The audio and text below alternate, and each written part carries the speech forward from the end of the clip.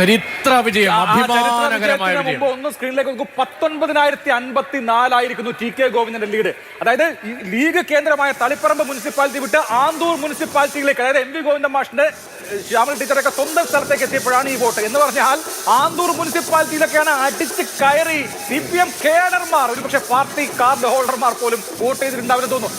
ആന്തൂർ എന്ന് പറഞ്ഞാൽ CPM-ന് മാത്രം മെമ്പർഷിപ്പ് ഉള്ള CPM-ന്റെ പാർട്ടി ഗ്രാമമാണ്.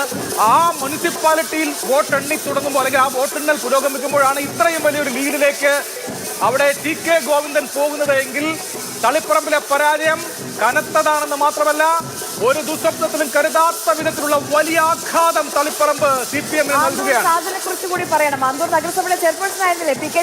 ഇതിനകത്ത് ഭരണവിരുദ്ധ വികാരമുണ്ട്, മുഖ്യമന്ത്രി പിണറായി വിജയനോടുള്ള വിരോധമുണ്ട്, സ്വജനപക്ഷപാതം അല്ലെങ്കിൽ പാർട്ടി നേതാക്കളുടെ സ്വന്തം ബന്ധുക്കൾ മത്സരിക്കുന്നതിനെതിരെയുള്ളത്.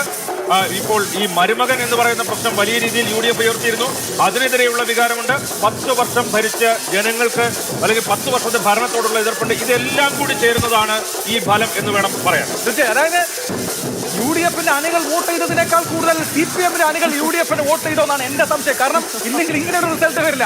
പയ്യന്നൂരിലും തളിപ്പറമ്പിലും കഴിഞ്ഞ തവണത്തെ എം വി ഗോവിന്ദന്റെ ഭൂരിപക്ഷത്തിലേക്ക് എത്തുകയാണ് ടി കെ ഗോവിന്ദന്റെ ഭൂരിപക്ഷം. അതിനപ്പുറം പോയി. ഇനി 6-7 റൗണ്ട് എണ്ണാനുണ്ട്. ടി കെ ഗോവിന്ദൻ ചരിത്ര വിജയം നേടുന്നു.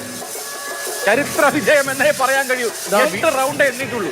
BJP-യുടെ ചിത്രത്തിലേക്ക് കൂടി ഒന്ന് വരാമെന്ന് തോന്നുന്നു. 3 ആണ് ഇപ്പോൾ BJP ലീഡ് ചെയ്യുന്നത്. തിരുവനന്തപുരത്ത് BJP വീണ്ടും ലീഡിലേക്ക് എത്തുന്നു. തിരുവനന്തപുരം സെൻട്രൽ തലസ്ഥാനത്ത് കോൺഗ്രസിന്റെ പെർഫോമൻസ് മൊത്തത്തിൽ മോശമാണ്.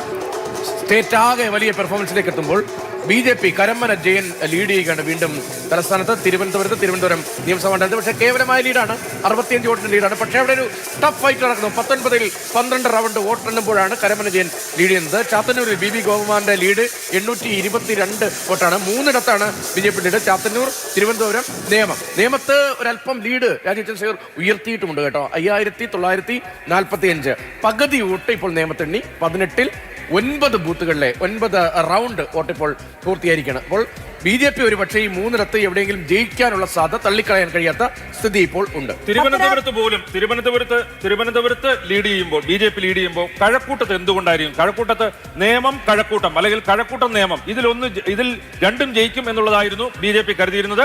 കഴക്കൂട്ടത്ത് പുറകിൽ പോകുമ്പോൾ തിരുവനന്തപുരത്ത് കുറച്ച് അപ്രതീക്ഷിതമായ ഒരു മുന്നേറ്റമാണ് BJP ഉണ്ട്. ഒരു അപ്രതീക്ഷിത മുന്നേറ്റം തന്നെയാണ്. ഒരു 40 റേഞ്ചിൽ, ഏറെക്കുറെ 40 റേഞ്ചിൽ UDF LDF, ഒരു 30-32 റേഞ്ചിൽ BJP. ഇതായിരുന്നല്ലോ പൊതുവിലുള്ള ഒരു കാൽക്കുലേഷൻ. അത് BJP നേതാക്കൾക്കിടയിലും അത്രയും കാൽക്കുലേഷൻ പലർക്കും ഉണ്ടായിരുന്നു. പക്ഷേ ഇതിപ്പോൾ അങ്ങനെയല്ല സംഭവിക്കുന്നത്. BJP ലീഡ് ചെയ്യുന്നു, വല്ലാതെ LDF അങ്ങ് പിന്നോട്ട് പോകുന്നു, 3-ാം സ്ഥാനത്തേക്ക് പോവുകയാണ്. അതെ, പലയിടത്തും ലീഡുകൾ മറിയുന്നുണ്ട്. മണലൂരിൽ ഇപ്പോൾ C രവീന്ദ്രനാഥ് CPM ലീഡ് തിരികെ പിടിച്ചിരിക്കുന്നു. 161 വോട്ടിന് ഇപ്പോൾ C രവീന്ദ്രനാഥ് ലീഡിയാണ്. ഈ തളിപ്പറമ്പിലെ ഭൂരിപക്ഷം സംബന്ധിച്ച് ഒന്ന് CK വിജയനെയോ അല്ലെങ്കിൽ KB ശ്രീധരനെയോ ലീഡിലേക്ക് ടി കെ ഗോവിന്ദൻ പോവുകയാണ്. 20,000 അടുത്തേക്ക് എത്തുകയാണ്. 19,054 എന്ന വലിയ ഭൂരിപക്ഷം, വലിയ ലീഡിലേക്ക് ടി കെ ഗോവിന്ദൻ പോവുകയാണ്. ഒരു തിരുത്തൽ ഫോഴ്സായി പാർട്ടി പഠിക്കേണ്ട ഒരു തിരുത്തൽ ഫോഴ്സായി എന്തായാലും അവിടെ ടി കെ ഗോവിന്ദൻ മാറുകയാണ്.